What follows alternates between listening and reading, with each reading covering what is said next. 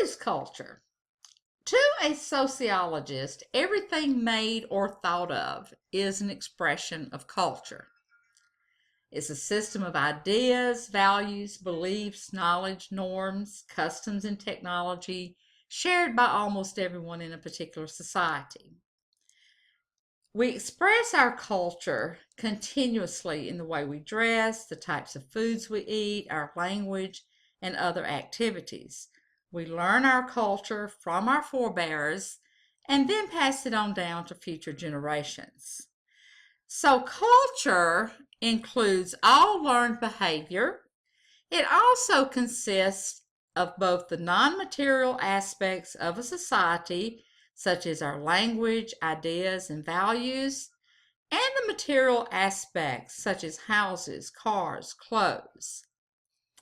We have a phenomena known as cultural lag, and this is when changes in technology and material culture come more rapidly than changes in non-material culture. For example, class, take birth control. This is a material culture, but because of some people's religious beliefs, which is a non-material culture, they refuse to take the birth control.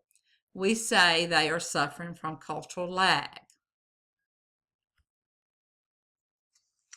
Culture shock occurs when an individual suffers personal disorientation when experiencing an unfamiliar way of life. All societies contain cultural differences that can provoke a mild case of culture shock.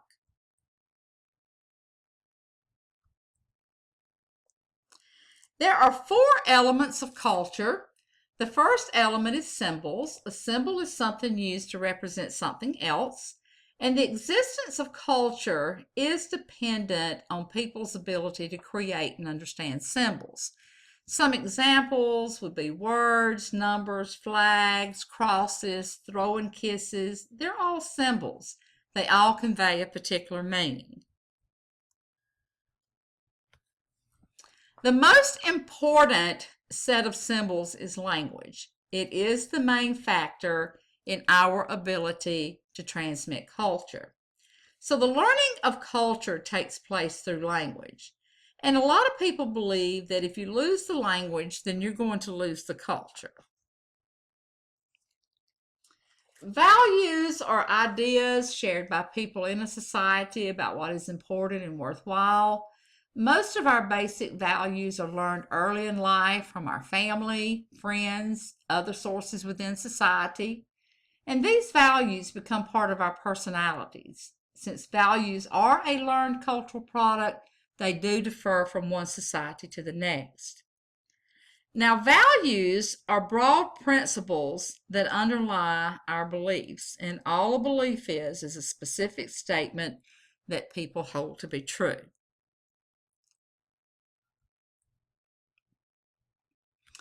Social norms are another element of culture.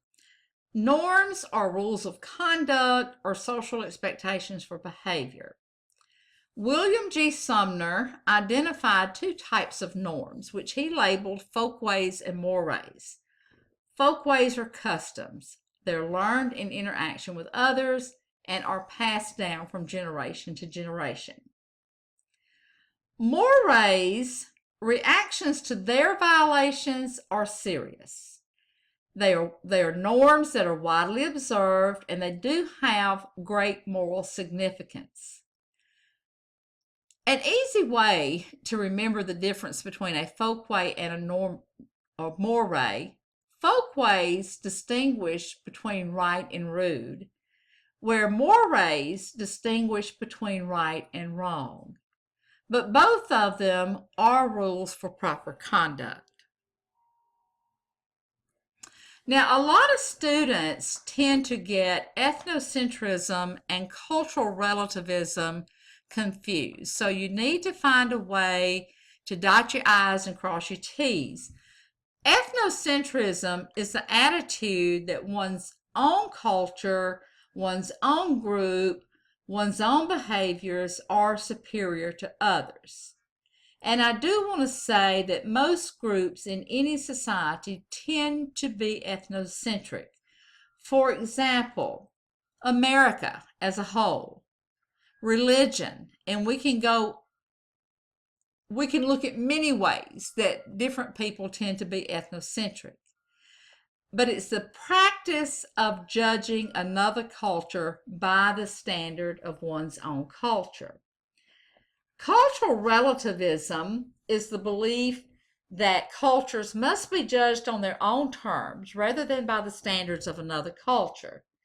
What's appropriate in one culture may not be appropriate in another. For example, men wearing skirts. In some societies, it's perfectly acceptable. In ours, it's not.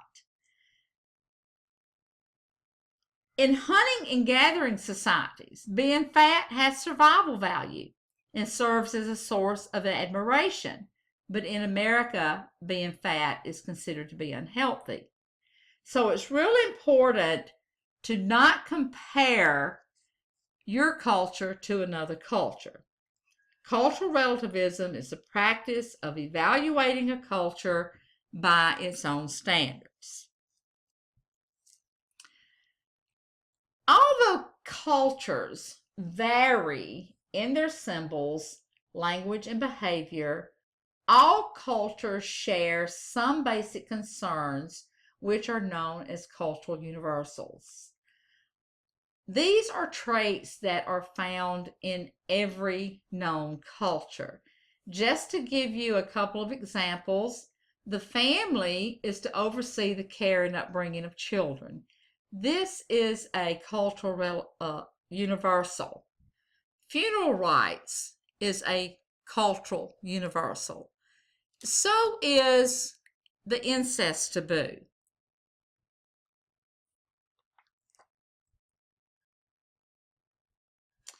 In every society, we have what is known as ideal culture versus real culture. Norms define the ideal culture, which is what people are expected to do. The real culture is what they actually do.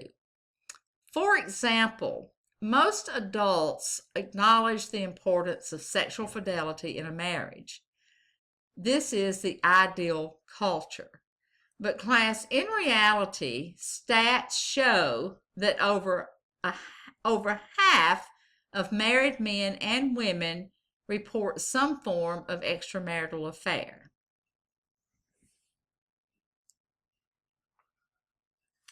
A subculture, these are cultural patterns that distinguish some segment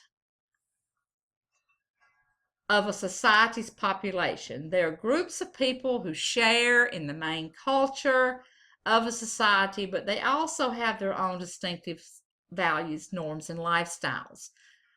Your fraternity and sorority members on campus is a good example of a subculture. The Amish community, rodeo, the people that participate in the rodeo, Harley Davidson riders. When a culturally distinct people within a larger culture fails to assimilate fully, we say that it is a subculture within the larger culture.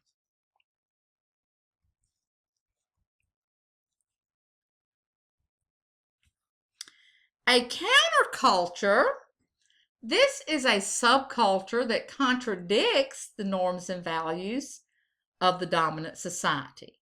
For example, delinquent gangs, the youth movement of the 60s, certainly the hippies challenged the American values of individualism, competition, and materialism.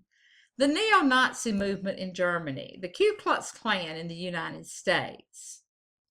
So these are cultural patterns that strongly oppose those widely accepted within a society.